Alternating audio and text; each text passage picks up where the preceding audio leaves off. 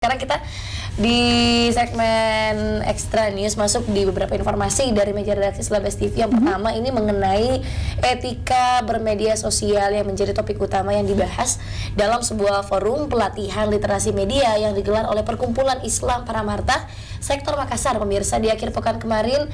Dan tema yang diusung untuk mengedukasi masyarakat terkait etika dalam menggunakan medsos di tengah maraknya berita bohong di jagat dunia maya. Yang tidak terdaftar jangan dijadikan patokan. Kemungkinan hoax besar di situ. Dalam sebuah forum pelatihan literasi media yang digelar Perkumpulan Islam Paramarta atau PIP Makassar di kampus UNM Parantambung Makassar, etika bermedsos diangkat menjadi tema utama. Kegiatan yang diikuti Majelis Taklim ini menghadirkan pakar komunikasi dan konsultan media dari Universitas Bina Dharma Palembang, Bastian Jabir Patara, serta praktisi media massa yang juga pegiat anti-hoax Muannas.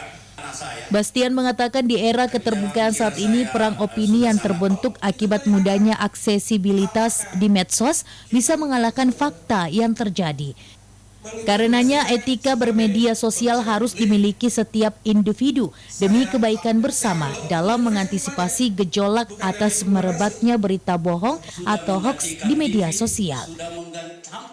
Biasanya berita-berita hoax itu pertama dia menggebu-gebu untuk menyampaikan informasi yang dia miliki dan meminta orang lain untuk share. Selanjutnya adalah sumber-sumber atau link berita yang dia cantumkan adalah sumber-sumber yang tidak kredibel.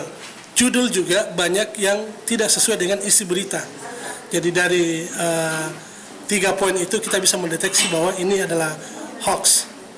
Jadi bagi yang ingin men-share berita-berita yang ada, mempercaya berita-berita yang ada, harus dicek kembali. Bastian menambahkan perkembangan medsos juga harus diikuti dengan kemampuan untuk mengelola berbagai informasi yang muncul sehingga potensi untuk terpapar berita-berita bohong bisa diminimalisir.